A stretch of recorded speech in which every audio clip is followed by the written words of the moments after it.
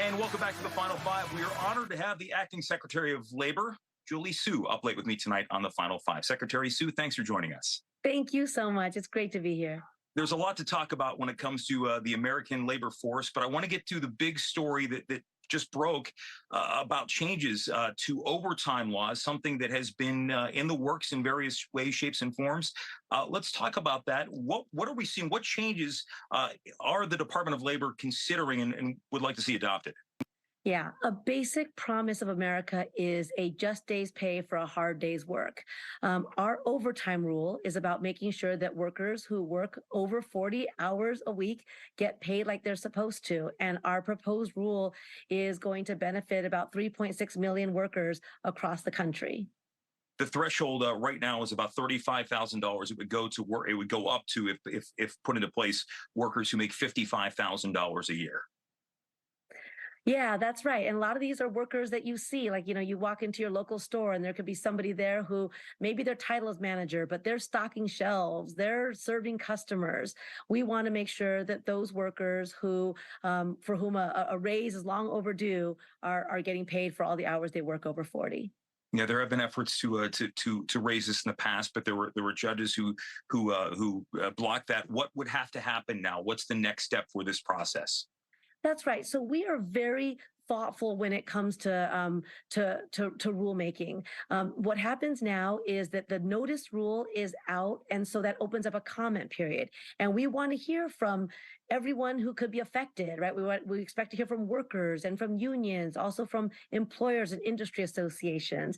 And it'll be our job to finalize a rule that achieves our mission of protecting workers and law-abiding employers, and that can also stand the test of time. As we look at the labor market and the American labor force at large, what would you say the state of the American worker is right now? We're certainly still dealing with the effects of a pandemic that is increasingly in our rearview mirror right now. More and more people are back to work these days. That's always important. But what do American workers, what are they looking at? What are they dealing with as we move into 2024? I think what you said is exactly right. We are still coming out of a pandemic induced global economic catastrophe. And President Biden has said from day one, the only way to rebuild is to do it from the middle out and the bottom up, meaning we leave no one behind. And we are seeing the impact of that. We're seeing record levels of job growth. We're seeing, as you already said, lowest levels of unemployment in a long time, and they're lower than initially predicted. When I travel around the country, I hear from workers who feel like, people want to work, right? And they want a good job that will help them support their families. They also want the benefits of the other investments the president has made, new roads and safe bridges and clean drinking water out of every faucet and reliable broadband in every home. And so I think that it is a time of some optimism about the future. That's what we're seeing by workers coming back to the labor market. We're seeing that by consumer spending, but we still have work to do, and we'll continue to do it.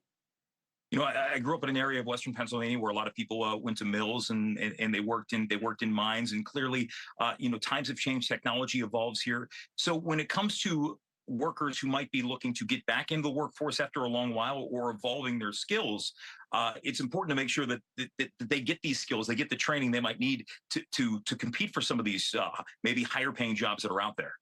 Exactly. And we talk a lot about physical infrastructure, right? Roads and bridges. I think of our workforce development system as infrastructure too. It's the roads and the bridges that connect people to the good jobs they want and need, including, advancement in their careers, and employers to the people that they want and need. And at the Department of Labor, we are laser focused on making that infrastructure as strong as our physical infrastructure. That's training programs, it's apprenticeship programs, it's opportunity. And when you talk about infrastructure at large, that is something that one of the rare things we see in this country that gets a lot of bipartisan support, because, as you mentioned, a lot of the jobs that come by way of some of these construction projects, it is tough, I would imagine, though, to still enact certain changes when we do have a government that is a bit divided. Do you feel like there were some challenges in your way as you look to evolve and continue in the position?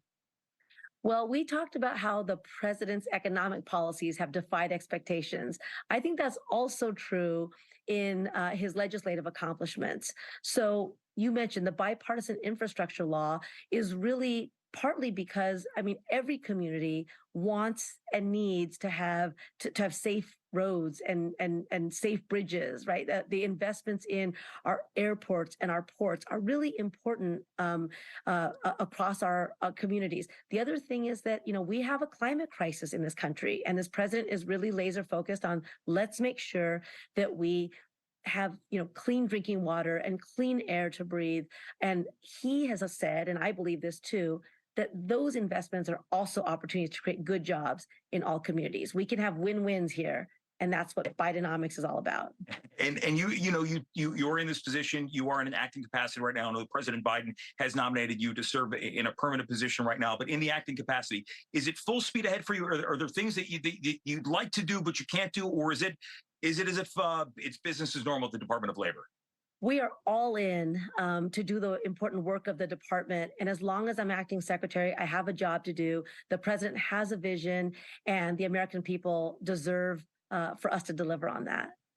That is Acting Secretary of Labor Julie Su joining us here on the Final Five. Secretary, thank you so much for joining us. Thank you so much. And the Final Five is back after this.